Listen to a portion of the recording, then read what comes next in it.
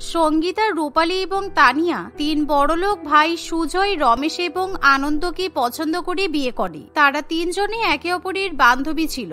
সঙ্গীতা, রূপালী এবং তানিয়া তিনজনই টাকাওয়ালা শ্বশুরবাড়ি দেখেই বিয়ে করে। তাদের তিনজনের স্বামী বিদেশে বড় বিজনেস করে আর বেশিরভাগ সময় তিন ভাই দেশের বাইরেই সময় কাটায়, কিন্তু তাতে তিন বউয়ের কোনো আপত্তি থাকে না। আমি তো ভাবতে পারিনি আমরা তিনজনই এত বড় টাকাওয়ালা শ্বশুরবাড়ি পেয়ে যাব। আমার কতদিনের টাকা ওড়ানোর শখ, মধ্যবিত্ত ঘরে জন্মে কোনোদিনও ভালোভাবে টাকা খরচা করতেই পারলাম না। তবে এবার আর আমাকে কেউ আটকাতে পারবে না।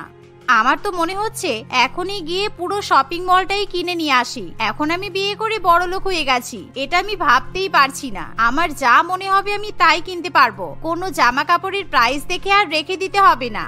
তাহলে শুভ কাজে দেরি কিসে? টাকা যখন ওড়াতেই হবে একেবারে সকাল থেকে ওড়ানো শুরু করি, সেই রাত্রিবেলা বাড়ি ফিরবো। এমনি তো আমরা এখন বড়লোক শ্বশুর বাড়ির বৌমা, বাড়িতে কাজের লোক, রান্নার লোক নিশ্চয়ই আছে, আমাদের রান্না করে হাত নষ্ট করতে হবে না। এই বলে তিনজনে সেজে গুজে বাড়ি থেকে বেরোতে যাবে এমন সময় সেখানে তাদের শাশুড়ি মা নীলা দেবী আসে। কি ব্যাপার, তিনজনে জোট বেঁধে এই সকালবেলা কোথায় চললে? আজকে তোমরা কেউ রান্না করবে না? আমি তোমাদের হাতে রান্না খাবো বলে বসে আছি, এদিকে তোমরা সাজগোজ করে স্টাইল মেরে যাচ্ছ কোথায়? আমাদের হাতে রান্না খাবেন মানে? আপনাদের এত বড় বাড়ি, এত সম্ভ্রান্ত পরিবার, নিশ্চয়ই চাকর বাকর, রান্নার লোকজন সবাই আছে। আপনি রান্নার লোকেদেরকে বলুন রান্না করে দিতে। আমরা প্রয়োজনীয় কিছু জিনিসপত্র কিনতে যাচ্ছি, রান্না করতে গেলে আমাদের দেরি হয়ে যাবে। এই বলে তারা তিনজনে বাড়ি থেকে বেরিয়ে পড়ে। ফলে নীলা দেবীও তাদেরকে কিছু বলতে পারে না। কিছুক্ষণের মধ্যে তিনজনে শপিং মলে গিয়ে আগেই নিজেদের পছন্দ মতো গাউন, লেহেঙ্গা, দামি দামি চুড়িদার, শাড়ি, সোনা এবং হীরার গহনাগাটি কিনে ফেলে। সঙ্গীতা, রূপালী এবং তানিয়া তিনজনেই ট্রায়াল রুমে গিয়ে পুরানো জামা কাপড় চেঞ্জ করে দামি দামি সুন্দর জামা কাপড় পরে স্টাইল মেরে রাস্তায় ঘুরে বেড়ায়। এমন সময় সবাই তাদেরকে দেখে ভাবে তারা হয়তো কোনো সেলিব্রিটি। সবাই আমাদের দিকে তাকিয়ে আছে, তার মানে নিশ্চয়ই আমাদের খুব সুন্দর দেখতে লাগছে। সত্যি আমরা এরকম টাকাওয়ালা শ্বশুর বাড়িতে বিয়ে করেছি বলেই সবাই আমাদের দিকে তাকাচ্ছে, তা না হলে লোকে তো আমাদের দিকে ফিরেও তাকাতো না। তা যা বলেছিস, কিন্তু এখন এই শপিং এর জিনিসপত্রগুলো বয়ে বেড়াবো? আমাদের একটা গাড়ি থাকলে ভালো হতো, প্রত্যেকদিন গাড়ি নিয়ে বেরিয়ে টাকা ওড়াতে পারতাম। আরে আমাদের শ্বশুর বাড়িতেই তো গাড়ি আছে, কতগুলো গাড়ি আছে তোরা দেখিসনি? এক কাজ করি, চল এভাবে রাস্তায় হেঁটে হেঁটে ঘুরতে কেমন লাগছে, আমরা শ্বশুর বাড়িতে গিয়ে গাড়ি নিয়ে চলে আসি। গাড়িতে তো অলরেডি ড্রাইভার থাকবেই, আমরা বললে আমাদেরকে নিশ্চয়ই বাইরে নিয়ে আসবে। এমনই ভাবনা চিন্তা করে তিন বউ শ্বশুর বাড়িতে ফিরে যায়। সেখানে গিয়ে তারা বড় একটা দামি গাড়ি নিয়ে রেস্টুরেন্টে খেতে চলে যায়। কিন্তু অন্যদিকে নীলা দেবী তার নতুন তিন বৌমার জন্য অপেক্ষা করে বসে থাকে। বড় মা, আপনি কেন না খেয়ে বসে আছেন? আপনার বয়স হয়ে গেছে, আপনার ঠিক সময় মতো খাওয়া দাওয়া উচিত। আপনি একটা কাজ করুন, আপনাকে আমি খেতে দিচ্ছি, আপনি খেয়ে নিন। আপনি যদি বেশিক্ষণ অপেক্ষা করেন তাহলে কিন্তু খাবার ঠান্ডা হয়ে যাবে। বৌমাটা না এলে আমি তো খেতেও পারছি না, কে জানে ওরা এতক্ষণ কেন সময় লাগাচ্ছে। যাই হোক, ওরা তো নতুন বউ, ওদেরকে বাদ দিয়ে কি খাওয়া যায়? আমি কিন্তু বৌমনিদের একটু আগেই দেখলাম একটা বড় গাড়ি নিয়ে বাইরের দিকে যেতে। বৌমনিরা ভালোই আছে, তাই আপনি নিজের মতো খেয়ে নিন। কাজের মেয়ের কথা শুনে নীলা দেবী খাওয়া শুরু করে। অন্যদিকে সঙ্গীতা, তানিয়া এবং রূপালী একটা লাক্সারিয়াস রেস্টুরেন্টে গিয়ে দামি দামি খাবার অর্ডার করে, কিন্তু তারা সেই খাবারগুলো খেতে পারে না, কারণ তারা লোভের বশে অজস্র রকমের খাবার অর্ডার করে ফেলে। এই রে, প্রথম দিন এত টাকা পেয়ে আমরা অনেকগুলো খাবার অর্ডার করে ফেলেছি, কিন্তু এত খাবার তো আমরা কেউ খেতে পারবো না। এক কাজ করি, পুরো রেস্টুরেন্টে যতজন বসে আছে সবাইকে একটা একটা করে খাবার গিফট করে দিই, তাহলে সবাই বুঝতে পারবে আমরা কত বড়লোক বাড়ির বৌমা। আমরা এতে করে একটু শো অফ করতে পারবো। এই বলে রূপালী একটা ওয়েটারকে ডেকে সেই খাবারগুলো রেস্টুরেন্টের অন্যান্য কাস্টমারদের বিলিয়ে দিতে বলে, কিন্তু সেই ওয়েটার জানায় তাদের রেস্টুরেন্টে এরকম খাবার বিলি করার কোনো নিয়ম নেই। তাছাড়া সেই রেস্টুরেন্টে কেউ যদি কোনো খাবার নষ্ট করে তাহলে তাদেরকে সেই খাবার নষ্ট করার জন্য ফাইন দিতে হয়। যা শুনে তিন বউ চমকে ওঠে। ফাইন দেওয়ার থেকে ভালো আমরা তোমাদের এই রেস্টুরেন্টটাই কিনে নেব। বলো তোমাদের রেস্টুরেন্টের দাম কত? আমরা এই পুরো রেস্টুরেন্টে কিনে নিতে চাই, তারপর আমাদের যখন যা ইচ্ছা হবে আমরা সেরকম ভাবে এই রেস্টুরেন্টের নিয়ম বানাবো। তোমরা জানো না আমরা কত বড় লোক। এভাবে তিন বউ সেই রেস্টুরেন্ট কিনে নিতে চাইলে রেস্টুরেন্টের মালিক তাদের কাছে 1 কোটি টাকা চেয়ে বসে। আসলে সেই রেস্টুরেন্ট বড় হলেও সেখানে খুব একটা কাস্টমার যাওয়া আসা করে না, তাই সেই রেস্টুরেন্টের মালিক 1 কোটি টাকাতেই সেই রেস্টুরেন্ট বিক্রি করে দেয়। এভাবে তিন বউ সেই রেস্টুরেন্টের মালিক হতে পেরে প্রচন্ড পরিমাণে আনন্দিত হয়। কিন্তু অন্যদিকে রমেশ এবং তার 2 ভাই যখন 1 কোটি টাকারও বেশি ট্রানজাকশনের নোটিফিকেশন পায় তখন তারা তিনজনে একেবারে চমকে ওঠে। তাই তারা সাথে সাথে বাড়িতে ফোন করে তাদের মায়ের সঙ্গে কথা বলতে শুরু করে। মা, তুমি কি কোথাও 1 কোটি টাকা লেনদেন করেছো? এত টাকা আমাদের অ্যাকাউন্ট থেকে কাটলো কি করে? তুমি অত টাকা কোথায় খরচা করেছো? রমেশের কথা শুনে তার মাও অবাক হয়, কিন্তু নীলা দেবী এই ব্যাপারে কিছুই জানাতে পারে না। তাই তখনই রমেশ আবার রূপালীকে ফোন করে। আসলে আমরা একটা রেস্টুরেন্টে খেতে এসেছিলাম, তারপর দেখলাম রেস্টুরেন্টটা খুব সুন্দর। তোমরা তো একজন বিজনেসম্যান, তোমাদের জন্য প্রপার্টি কিনে রাখলে ভবিষ্যতে লাভ হবে, সেই ভেবেই আমরা রেস্টুরেন্টে কিনে নিয়েছি। এই বলে রূপালী ফোন রেখে দেয়। কিছুক্ষণ পর তিন বৌমা যখন বাড়িতে ফিরে আসে তখন নীলা দেবী প্রচন্ড পরিমাণে চিন্তিত অবস্থাতে থাকে। তোমরা তো বলেছিলে তোমাদের প্রয়োজনীয় কিছু জিনিস কেনাকাটি করতে যাচ্ছ, কিন্তু তোমরা তো গোটা একটা রেস্টুরেন্ট কিনে বাড়ি ফিরলে। তোমাদের মাথা ঠিক আছে? শুধু শুধু 1 কোটি টাকা খরচা করে একটা রেস্টুরেন্ট কেনার কি দরকার ছিল? তিন বউ কিছু বলতে যাবে এমন সময় রমেশ, আনন্দ এবং সুজয় বাড়িতে ফিরে আসে। তোমার বৌমারা হঠাৎ করে একটা রেস্টুরেন্ট কিনে ফেলেছে, তাই আমরা কি ব্যাপার দেখার জন্য বিদেশ থেকে তাড়াতাড়ি ছুটে এলাম। তুমি এই নিয়ে চিন্তা করো না মা, তোমার হাই প্রেসার, তুমি নিজের স্বাস্থ্যের খেয়াল রেখো, তাহলেই হবে। বাকি সব দিকটা আমরা দেখে নেব। এই বলে রমেশ, আনন্দ এবং সুজয় 3 ভাই সেই রেস্টুরেন্টের প্রপার্টি দেখতে চলে যায়। তাদের সেই প্রপার্টি ভালো লাগায় তারা তিনজনে তাদের স্ত্রীদের প্রশংসা করে। এভাবে মেঘনা চাইতে জল হয়ে যাওয়ায় সঙ্গীতা, রূপালী এবং তানিয়া মনে মনে খুবই খুশি হয়। উপরওয়ালার কি কৃপা, আমরা তো এই রেস্টুরেন্টে ফাইন দেব না বলে অহংকার দেখিয়ে জেদের বসে রেস্টুরেন্টটা কিনে ফেলেছি, কিন্তু আমাদের স্বামীরাও আমাদেরকে সাপোর্ট করছে। এটা তো খুব ভালো ব্যাপার। তার মানে ভবিষ্যতে আমরা যতই টাকা ওড়াই না কেন আমাদের স্বামীরা আমাদেরকে ঠিক সাপোর্ট করবে। যতই হোক আমরা বড়লোক বাড়ির বউ, ওদের কাছে এত টাকা আছে, এত টাকা নিয়ে ওরা কি স্বর্গে যাবে? এভাবে তিন বউয়ের টাকা ওড়ানোর সাহস আরো বেশি বেড়ে যায়। কিছুদিনের মধ্যে 3 ভাই আবার কাজের উদ্দেশ্যে অন্য জায়গায় চলে যায়। আর এদিকে 3 বউ এখনো পর্যন্ত নিজেদের ইচ্ছা মতো টাকার অপচয় করতে থাকে। তারা কখনো কোনো ফার্নিচারের দোকান কিনে বসে, আবার কখনো নতুন শপিং মলে গিয়ে সোনা দানা, হীরা গহনাগাটি, জামা কাপড় কিনে বাড়িতে ফিরে আসে। আবার কখনো বা তারা বড় বড় টিভি, ফ্রিজ, ওয়ার্ড্রপ, এসি ইত্যাদি কিনে বাড়িতে আনে, যা দেখে নীলা দেবী ভীষণ পরিমাণে চিন্তায় পড়ে। আমাদের বাড়িতে তো already TV, fridge, washing machine, দামি কাঠের খাট সমস্ত কিছু আছে, তাহলে তোমরা কেন প্রত্যেকদিন এসব আলতু ফালতু জিনিস কিনে বাড়ি বোঝাই করছো? শুধু শুধু টাকাগুলো নষ্ট হচ্ছে আর বাড়ি আসবাবপত্রে ভরে যাচ্ছে। পুরানো আসবাবপত্রগুলো রাখবো কোথায় আমরা? উফ, আপনি আস্তে কথা বলুন। আমাদের বাড়ির ফার্নিচার গুলো সব পুরানো হয়ে গেছে। আপনাদের এত টাকা আছে, তবু আপনি এত টাকা করেন কেন বলুন তো? মারা যাওয়ার পর টাকাগুলো কি সঙ্গে করে নিয়ে যাবেন? আসবাবপত্র রাখার অসুবিধা হলে আমাদেরকে বলুন, আমরা আবার নতুন বাড়ি কিনে নেব। কি আছে? তোমরা কি বোকার মতো কথা বলছো? এভাবে টাকা ওড়াতে থাকলে বাড়ি সংসারে কোনো টাকাই বাঁচবে না। তোমরা তো আবার দামি দামি সোনা গহনা, হীরা সমস্ত কিছু কিনে কিনে আলমারি ভর্তি করছো। এত সোনা গহনা বাড়িতে রাখাও কিন্তু ঠিক নয়। উফ, আমরা এখন বড়লোক বাড়ির বৌমা, আমাদের ভালো করে সেজে গুজে না থাকলে কি মানায়? টাকা থাকলে টাকা খরচা করতে হয়, তবেই তো গিয়ে বেশি টাকা আসবে। তাছাড়া আমাদের স্বামীরা আমাদেরকে প্রশ্রয় দিয়ে গেছে, এতে আমাদের কি দোষ? আমরা যা ইচ্ছা করতে পারবো। আপনি টাকা ইনকাম করছেন না, ইনকাম করছে আমাদের স্বামীরা, তাই আপনি চুপ করে থাকবেন না। আমাকে কিছু একটা উপায় বের করতেই হবে। এরকম ভাবে চলতে থাকলে আমাদের সংসারে আর কখনো টাকা থাকবে না। বৌমারা সব টাকা এদিকে ওদিকে উড়িয়ে দিচ্ছে। আসলে কখনো এত টাকা চোখে দেখেনি তো, হঠাৎ একসঙ্গে অনেক টাকা দেখে ওদের এই অবস্থা হয়েছে। ছেলেরা কেউ বাড়িতে থাকে না, আমি বাড়িতে একা। এখন যদি আমি ওদেরকে ডিভোর্সের কথা বলি তাহলে কেউ আমার কথাই পাত্তা দেবে না। নীলা দেবী এভাবেই গভীর ভাবনা চিন্তা করে শেষ পর্যন্ত তার 3 ছেলেকে ফোন করে সমস্ত ঘটনা জানায়, যার ফলে 3 ভাই খুবই রেগে যায় আর তারা সঙ্গে সঙ্গে 3 বউয়ের ক্রেডিট কার্ড, ডেবিট কার্ড সমস্ত কার্ডগুলো ব্লক করে দেয়। সেই সাথে নীলা দেবী তার 3 ছেলের সঙ্গে 3 বৌমাকে শায়েস্তা করার জন্য একটা বুদ্ধি এঁটে ফেলে।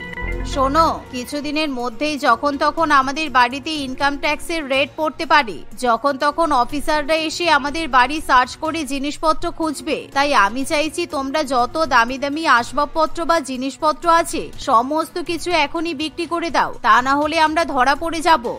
এমন কথা শুনে তিন বউ খুবই ভয় পেয়ে যায়। তাই তিনজনে মিলে তখনই বাড়ির এক্সট্রা জিনিসপত্র যেগুলো তারা নতুন করে কেনে সমস্ত কিছু দোকানে গিয়ে বিক্রি করে দেয়। আরে তোমাদেরকে তো আরো একটা কথা বলা হয়নি, তোমরা এখনই বাপের বাড়িতে চলে যাও। ইনকাম ট্যাক্স অফিসাররা এসে তোমাদেরকে অনেক জিজ্ঞাসাবাদ করতে পারে। যদি তোমাদের মুখ থেকে একটা উল্টোপাল্টা কথা বেরিয়ে যায় তাহলে আমাদের সব সম্পত্তি সরকার বাজেয়াপ্ত করে দেবে। যাওয়ার সময় তোমরা একদম সাধারণ জামা কাপড় পরে বাড়ি থেকে বেরোবে। শাশুড়ি মায়ের কথা শুনে তিন বউ সেই মতো কাজ করতে থাকে। কিছুক্ষণের মধ্যেই তিন বউ সাধারণ জামা কাপড় পরে বাড়ি থেকে বেরিয়ে যায়। তারা বাড়ি থেকে বেরোনো মাত্রই নীলা দেবী বাড়ির গেটগুলো বন্ধ করে দেয় আর গেটে দু একজন পাহারাদার বসিয়ে রাখে, যাতে সঙ্গীতা, তানিয়া কিংবা রূপালী আর বাড়ির মধ্যে ঢুকতে না পারে। এভাবে বেশ কিছুদিন কেটে যায়, কিন্তু রূপালী, সঙ্গীতা এবং তানিয়ার আর কিছুতেই নিজেদের গরিব বাপের বাড়িতে থাকতে ভালো লাগে না। সেই সাথে তারা নিজেদের ক্রেডিট কার্ডগুলো ব্যবহার করতে পারে না। তাই তারা ঠিক করে তারা আবার নিজেদের বড়লোক শ্বশুর বাড়িতে এসে থাকবে। কিন্তু শ্বশুর বাড়িতে ফিরে এলে দারোয়ান তাদেরকে কিছুতেই বাড়ির মধ্যে যেতে দেয় না। তুমি জানো আমরা কারা? আমরা তিনজনেই বাড়ির বৌমা। তোমাদের সাহস কি করে হয় আমাদেরকে আটকানোর? আমরা এখনই আমাদের স্বামীকে ফোন করে বলছি তোমাদেরকে কাজ থেকে তাড়িয়ে দিতে। আমার শাশুড়ি মাকেও ফোন করে ডাকছি, তারপর দেখো তোমাদের কি করি। আরে ম্যাডাম, আপনার শাশুড়ি মা স্বামীরাই আমাদেরকে এখানে দাঁড় করিয়ে রেখেছে যাতে আমরা আপনাদেরকে ভেতরে ঢুকতে না দেই। এমন কথা শুনে সঙ্গীতা, তানিয়া এবং রূপালী আকাশ থেকে পড়ে আর তারা বুঝতে পারে এখনো তাদের শাশুড়ি মা বাড়ির মধ্যেই আছে। তাই তারা চিৎকার করে শাশুড়ি মাকে ডাকতে শুরু করলে নীলা দেবী ভয়ে ভয়ে বাইরে বেরিয়ে আসে। মা, আমরা আপনার ঘরের বৌমা আর আপনি আমাদের সঙ্গে এরকম ব্যবহার করছেন। আমরা আপনার কি ক্ষতি করেছি যে আপনি এতদিন ধরে আমাদের শাস্তি দিচ্ছেন? আমরা শ্বশুর বাড়ি ছেড়ে থাকতে পারছি না, আমরা এখানে ফেরত আসতে চাই। আসলে আমি তোমাদের বিয়ের সময় বুঝতে পারিনি তোমরা এতটা লোভী প্রকৃতি। তোমরা যে পরিমাণ টাকা খরচা করছো তাতে আর কিছুদিন পর আমাদের সংসারটা অভাবে ভেসে যাবে। তাই আমি ঠিক করেছি তোমাদের তিনজনের সঙ্গে ডিভোর্স করিয়ে আমাদের ছেলেদের অন্য কারোর সঙ্গে বিয়ে দেব। আর আমার ছেলেরা এতে রাজি হয়ে গেছে, সেই জন্যই তো ওরা তোমাদের সমস্ত কার্ডগুলো ব্লক করিয়ে দিয়েছে। এমন কথা শুনে তিন বউয়ের মাথায় হাত পড়ে আর তারা কিছুতেই এত ভালো টাকাওয়ালা শ্বশুর বাড়িকে ছাড়তে চায় না। তাই তারা তিনজনে ভয়ের চোটে কান্নাকাটি করতে শুরু করে। আমাদেরকে ক্ষমা করে দিন, আমরা না বুঝে অনেক অনেক টাকা পয়সা খরচা করে ফেলেছি। আমরা কখনো এরকম কাজ করব না। আপনি দয়া করে আমাদের ডিভোর্স করাবেন না। আপনি আমাদেরকে একটা সুযোগ দিয়ে দেখুন। অবশেষে নীলা দেবী তিন বৌমাকে সুযোগ দেয় আর আবার তাদেরকে শ্বশুর বাড়িতে প্রবেশ করার অনুমতি দেয়। সেদিনের পর থেকে সঙ্গীতা, তানিয়া এবং রূপালী নিজেদেরকে শুধরে নেয়। তারা আর কখনো শ্বশুর বাড়ির টাকা অপচয় করার চেষ্টা করে না। রাজেশ, বিবেক, অঙ্কন, সরিষ, সায়ন্তন, প্রমিত এবং সঞ্জয়ের একমাত্র বোন ছিল স্নেহা। তাদের বাবা মা স্নেহার 3 মাস বয়সেই মারা যায় আর তারপর থেকেই স্নেহা তার দাদাদের কাছেই মানুষ। 7টা দাদার আদর পেয়ে স্নেহা অত্যন্ত দুরন্ত তৈরি হয়েছিল। এখন স্নেহার মাত্র 15 বছর বয়স, কিন্তু তার বড় দাদা রাজেশ এখন 30 ঊর্ধ্ব। সে এখনো বিয়ে করেনি বলে তার বোন এবং ভাইরা তাকে দিনরাত নানান রকম ভাবে বোঝাতে থাকে। তুমি আর কবে বিয়ে করবে বড়দা? এরপর তো আমার বিয়ের বয়স হয়ে যাবে। সবাই বলে বৌদি মায়ের সমান। আমি তো নিজের মাকে পাইনি, ভেবেছিলাম বৌদি এলে তাহলে একটু মায়ের ভালোবাসা পাবো। পাকা বুড়িদের মতো কথা বলিস না তো। তোরা জানিস না আমার বিয়ে করতে ভয় লাগে, চিন্তা হয়। আমাদের এত কষ্ট করে বড় করা বোন যদি আমার বউয়ের কাছে অবহেলিত হয় তখন কি হবে? বৌদি ওকে অবহেলা করবে আর আমরা চুপ করে থাকবো? আমরা কি এখানে থাকবো না, নাকি তুমি বিয়ে করেই আমাদের তাড়িয়ে দেবে বলে ঠিক করেছো? কি সব ভুলভাল বকছিস বিবেক? তোরা ছাড়া আমার আর কে আছে বলতো? আর তুই এত বড় হয়ে সব বলে ছোট ভাইগুলো কি শিক্ষা পাবে? বড়দা, তুমি বুঝতে পারছো না? মেজো দাদার অলরেডি একটা গার্লফ্রেন্ড ঠিক করা আছে। তুমি বিয়ে না করলে মেজদা তো বিয়ে করতে পারছে না, তাই আজে বাজে কথা বলে তোমাকে তাতাচ্ছে। দেখেছো দাদা, তোমার পোস্টার পেয়ে পেয়ে কেমন বদমাইশ তৈরি হয়েছে? এই মিথ্যাবাদী মেয়ে, তোকে কে বলেছে আমার গার্লফ্রেন্ড আছে? যা খুশি তাই বললেই হলো, তাই না? দেখো, তোমাকে মেসেজ করেছে। সরি সোনা, আমি ঘুমিয়ে পড়েছিলাম, তাই আমি রিপ্লাই দিতে পারিনি। তুই আমার মেসেজ পড়েছিস? তবে রে, দাঁড়া তোর হচ্ছে। এভাবেই হাসি ঠাট্টা আনন্দের মধ্যে তাদের দিন কাটতে থাকে। অনেক জোরজারি করায় রাজেশ শেষ পর্যন্ত বিয়ে করতে রাজি হয়। একদিন তারা সবাই মিলে একসঙ্গে মেয়ে দেখতে যায়। দেখো, আমাদের এত বড় পরিবার, তুমি সামলাতে পারবে তো? আর এই যে আমাদের বাড়ির কর্ত্রী, আমাদের সবার আদরের ছোট বোন, ওকে কিন্তু সবচেয়ে বেশি যত্ন করতে হবে আর আগলে রাখতে হবে। কোনো অসুবিধা নেই, আমি তো বাবা মায়ের একমাত্র মেয়ে। বিয়ের পর এতগুলো ভাই বোন পেলে আমার থেকে বেশি খুশি কেউ হবে না। আপনাদের বাড়ির কর্ত্রীকে জিজ্ঞাসা করুন আমাকে পছন্দ হয়েছে তো। খুব পছন্দ হয়েছে বাচ্চা, তুমি চির সুখী হও, শত পুত্রের জননী হও। এসো আমার সামনে এসে আশীর্বাদ নিয়ে যাও। একটা কাটটা মারবো এবার, বদমাস মেয়ে। 100টা ভাইপো ভাই ঝোলে সামলাতে পারবি? ভুলভাল কথা যত সব।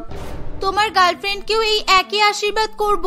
তারপর 100টা ভাইপো ভাইঝি আর 100টা ছেলে মেয়েকে খাওয়াতে খাওয়াতে তোমার কিপটামি উধাও হয়ে যাবে। নতুন বৌদির বাড়ির লোকের সামনে আমাকে কিভাবে অপমান করছে দেখো দাদা, তুমি কিছু বলবে না?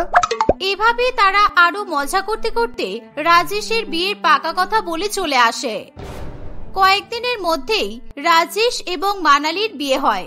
মানালি বিয়ে করে আসার পর প্রথম সব ঠিকই ছিল, কিন্তু সময়ের সঙ্গে সঙ্গে তার ব্যবহারে প্রচুর পরিবর্তন আসে। সে যেন কাউকে আর সহ্য করতে পারে না। সবার সবকিছুতেই তার সমস্যা শুরু হতে থাকে। সে কথায় কথায় চিৎকার করে ওঠে এবং সবচেয়ে বেশি সে স্নেহার সঙ্গে খারাপ ব্যবহার করে। স্নেহা, এই স্নেহা, কোথায় চলে গেলে? এদিকে এসো তো একবার। হ্যাঁ বৌদি, বলো কি হয়েছে? স্নেহার কথা শেষ হতেই মানালি তাকে ঠাস করে একটা চড় মারে। আমাকে কি তোমাদের বাড়ির চাকর মনে করেছো? সবকিছু আমি দেখবো আর তুমি গায়ে হাওয়া লাগিয়ে ঘুরে বেড়াবে? বিছানায় ভেজে টাওয়ালটা কে রেখেছে? এটা তো তোমার ঘর, তার মানে নিশ্চয়ই দাদা রেখেছে। তার জন্য তুমি আমাকে ডেকে আমার গায়ে হাত তুললে? আজ পর্যন্ত আমার দাদা আমার উপর জোর গলায় কথাও বলেনি। ও, এই ঘরটা আমার বলে এটা সব দায়িত্ব আমার, তাই তো? তাহলে আজ থেকে আমি শুধু নিজের আর নিজের স্বামীর জন্য সব করব। তাহলে হবে তো? তোমরা নিজেদেরটা নিজেরা দেখে নিও। আর তোমার দাদারা শিক্ষা দিতে পারেনি বলেই তুমি এরকম বাদর তৈরি হয়েছো। এরকম চিৎকার চেঁচেমেচি শুনে স্নেহার দাদারা সেখানে চলে আসে। তাদেরকে দেখেই হঠাৎই মানালি ভুল পাল্টে দেয়। তোমার বোন আমাকে কিভাবে অপমান করছে রাজেশ। আমি ওকে নিজের মেয়ের মতো ভালোবাসি, আর ও আমাকে কাজের লোক ছাড়া আর কিচ্ছু ভাবে না। কি হয়েছে স্নেহা? তুই কি বলেছিস বৌদিকে? বৌদি কাঁদছে কেন? ও নিজের দোষের কথা মুখে কি করে বলবে? আমি বলছি, আমাদের বিছানায় এই ভেজা টাওয়ালটা পড়েছিল, তাই আমি ওকে বলেছিলাম এটা তুলে দিতে। আমার কথার উত্তরেও বলল এটা তোমাদের ঘর, দাদা এভাবে নোংরা করেছে তো আমি কেন পরিষ্কার করব? তোমাকে বিনা পয়সার চি বানিয়ে নিয়ে এসেছি, তুমিই করো। স্নেহা, তুই সত্যি সব বলেছিস? তোকে আমরা এই শিক্ষা দিলাম এতদিনে? তুমি বোনকে কথা তো বলতে দাও। হতে পারে ও সেইভাবে বৌদিকে কিছু বলতে চাইনি। কি হয়েছিল বোন, আমাকে বলতো। আমি তো ঘরে ছিলাম, বৌদি আমাকে ডাকলো। আর হ্যাঁ, আমি তো এখন তোমাদের শত্রু হয়ে গেছি। যত দোষ তো আমারই। বলো তাহলে আমি কি করব? বাড়ি ছেড়ে চলে যাব? কারণ এভাবে অপমানিত হয়ে তো বেশি দিন থাকা সম্ভব নয়। আমি তোদের সবাইকে বলে দিচ্ছি, আর স্নেহাকেও। তোদের জোর করাতে আমি কিন্তু বিয়েটা করেছি। আমি যখন তোদের কথা শুনে এই বাড়িতে মোনালিকা নিয়ে এসেছি, তাহলে এটা কিন্তু তোদের দায়িত্ব যে তোরা ওর খেয়াল রাখবি, আর যেন কখনো এইসব না হয়। রাজেশের কথা শুনে তার ভাইরা এবং বোন যেমন অবাক হয়, মানালিও ঠিক ততটাই অবাক হয়। সে বুঝতে পারে রাজেশকে তার ভাই বোন খুব ভয় পায়, আর রাজেশ মানালির সব কথা অন্ধের মতো বিশ্বাস করে। এই ঘটনার পর থেকে স্নেহা সুখ শান্তির জীবনে আমূল পরিবর্তন আসে। একদিন স্নেহার বাড়িতে সে এবং তার বৌদি ছাড়া আর কেউ ছিল না। এই স্নেহা, রান্নাঘরে গিয়ে বাসনগুলো মেজে ফেলো তো। আমার আর কিছু করতে ভালো লাগছে না। গরুর পাল বাড়িতে ঢোকার আগেই সব গোছাতে হবে। এরকম করে বলছো কেন বৌদি? আমার দাদাদেরকে তুমি গরুর পাল বলছো কেন? ওরা সবাই তোমাকে কত সম্মান করে, কত ভালোবাসে। নাটক করো না তো, যাও গিয়ে বাসনগুলো মেজে নাও।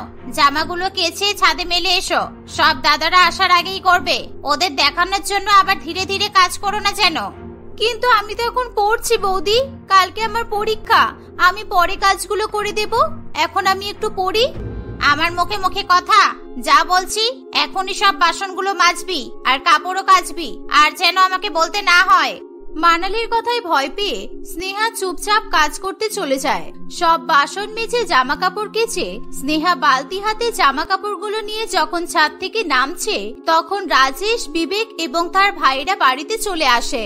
এ কি, তুই বালতি নিয়ে ছাদে গেছিলি কেন? কাপড় মেলতে নাকি অন্য কিছু? কাপড় মেলতে গিয়েছিলাম, বৌদি বললো তাই। দেখেছো দাদা, আমরা না থাকলে বৌদি কেমন স্নেহাকে দিয়ে খাটাই। আমার কিন্তু এসব মোটেই ভালো লাগে না। আমরা কি ওকে এইভাবে মানুষ করেছি বলো? বিবেকের কথা শুনে মানালি বেরিয়ে আসে।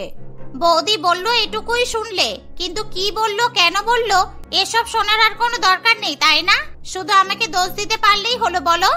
তাহলে তুমি বলো, তুমি কি বলেছো? আর যাই বলে থাকো না কেন, ওইটুকু মেয়েকে ছাদে জামা কাপড় মেলতে পাঠানোটা মোটেই ঠিক কাজ হয়নি। আর তাছাড়া ওর তো কাল পরীক্ষা।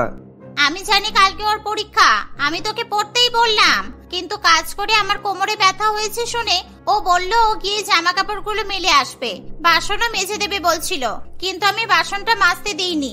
আমি নিজেই তো বাসনগুলো মাজলাম, জামা কাপড়গুলোও কেচে দিলাম, আর তোমার বোন শুধু জামা কাপড়টা ছাদে মেলে এসেছে, এইটুকুই তো।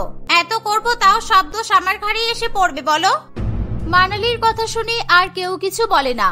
তবে আর কারোর কোনো সন্দেহ না হলেও বিবেক, অঙ্কন আর সৌরিশ তিনজনেরই মানালির উপর খুবই সন্দেহ হয়। তারপর থেকে তারা মানালির উপর খুবই নজর রাখতে শুরু করে। আমি ভাবছি দাদা যদি জানতে পারে আমরা এইভাবে বৌদির উপর নজর রাখছি, তাহলে আমাদের তো কোনোদিনও ক্ষমা করবে না, কিন্তু এছাড়াও তো উপায়ও নেই। দেখো, তুমি কি ভাবছো আমি জানি না মেজদা, কিন্তু আমার কাছে বাইরের কারোর থেকে আমার বোনকে অনেক বেশি দামি মনে করি, তাই ঠিকভাবে রক্ষা করাটা আমাদেরও কর্তব্য। এই কারণে আমাদের দাদা ভাই রেগে যাবে বলে তো আমার তো মনে হয় না। তা ঠিক আছে, কিন্তু বৌদি তো এতদিনে কিছুই উল্টাপাল্টা করলো না, বরং আমার তো সব এখন স্বাভাবিকই লাগছে। আমার মনে হয় আমরা বাড়ি ছেড়ে কোথাও যাচ্ছি না বলে এরকম হচ্ছে। আমি বলি কি, আমাদের একজনের ফোন থেকে ভিডিও কল করে সেই ফোনটা বোনের ঘরে লুকিয়ে রাখি, আর আমরা একটু বাড়ি থেকে বেরোই। যদি বৌদি খারাপ হয় তাহলে ভিডিও কলের সাথে সাথেই দেখতে পারবো, আর সেই মুহূর্তে বাড়ি এসে বোনকেও বাঁচাতে পারবো। অঙ্কনের কথা বাকিদের সঠিক বলে মনে হয়। তার একটা ফোন ভিডিও কলে কানেক্টেড থেকে নিজেরা বাড়ির বাইরে বেরিয়ে যায়। তারা বাইরে যেতেই মানালি সাংঘাতিক রেগে স্নেহার ঘরে আসে। সেই ঘরে এসে স্নেহা চুলের মুঠিটা ধরে। এই সমস্ত কিছু বিবেকরা ফোনে দেখতে পায়, আর সঙ্গে সঙ্গে কনফারেন্স কলে রাজেশকেও নিয়ে নেয়। তোর ওগুলো বডিগার্ড একবেলা ঘর ছাড়া হয় না? এই কয়েকদিন ধরে দিন রাত এই গরুর পালের জন্য আমাকে কত কাজ একা একা করতে হয়েছে। আর নয়, চলো, তোর জন্য আমার স্বামী আমাকে সন্দেহ করে। চুলটা ছাড়ো বৌদি, আমার লাগছে তো, আমি সব করে দিচ্ছি, তুমি প্লিজ আমাকে আর মেরো না। মারবো না কেন? তুই কে যে তোর কথা আমাকে শুনতে হবে? দাদারা বাড়ির কচ্চি বলে তাই বুঝি তোর নিজেকে সেটাই মনে হয়? মানালির কথা শেষ হওয়ার আগেই রাজেশ, বিবেক এবং বাকিরা সেখানে চলে আসে। রাজেশকে দেখে আবার মানালি অভিনয় করা শুরু করে। আর নাটক করো না মানালি, আমাদের যা দেখার যা শোনার আমরা সব দেখে নিয়েছি। ওই যে ফোনটা দেখো, ওটাতে আমরা সবাই ভিডিও কল করে কানেক্টেড ছিলাম। মানালি আমতা আমতা করতে থাকে। আর অভিনয় করতে হবে না। আর তুমি যে জিজ্ঞেস করলে না স্নেহাকে, স্নেহা হলো এই বাড়ির মালকিন। স্নেহা না চাইলে তুমি বা আমরা কেউ এই বাড়িতে থাকতে পারতাম না। সে এতটাই ভয় পেয়ে যায় যে কাউকেই কিছু বলতে পারে না। মানে তুমি বড় দাদা আর বাড়ি তোমার নামে নেই? না, তার কারণ এটা স্নেহার বাবা মায়ের বাড়ি। আমাদের কারোর সাথে রক্তের কোনো সম্পর্ক নেই। আমাদের সবাইকে স্নেহার বাবা মা একটা বাজি বানানোর কারখানা থেকে উদ্ধার করে আমাদের ভালো জীবন দেয়, পড়াশোনা শেখায়। কিন্তু এত ভালো কাজ করার পরেও তাদের শত্রুর অভাব ছিল না। গাড়ি অ্যাক্সিডেন্ট করে ওদের মেরে ফেললো। তারপরে স্নেহার সাথে আমরা সবাই অনাথ হয়ে গিয়েছিলাম, যার জন্য মাত্র উপর ছাদ নিয়ে বেঁচে আছি। তুমি আমাদের সবার সামনে তার গায়ে হাত তুলছো? তুমি আজই বাড়ি থেকে বেরিয়ে যাবে। আমাদের বোনকে যে কষ্ট দেবে তার সংস্পর্শে আমরা থাকতে চাই না। না দাদা, বৌদি তো মায়ের মতো, মা তো মেয়েকে মারেই, এর জন্য আবার মাকে বাড়ি ছাড়া কেউ করে? তোমরা এরকম করো না, তোমরা সবাই বৌদিকে ক্ষমা করে দাও। স্নেহার কথা শুনে মানালি খুবই অপরাধ বোধ করে। মানালি সবার কাছে ক্ষমা চায়, সেই সাথে স্নেহার কাছেও সে বারে বারে ক্ষমা চাইতে থাকে। স্নেহা তাকে ক্ষমা করে দিলেই তার দাদারাও মানালিকে ক্ষমা করে দেয়। তারপর থেকে মানালি একেবারে মায়ের মতো স্নেহাকে আগলে রাখে।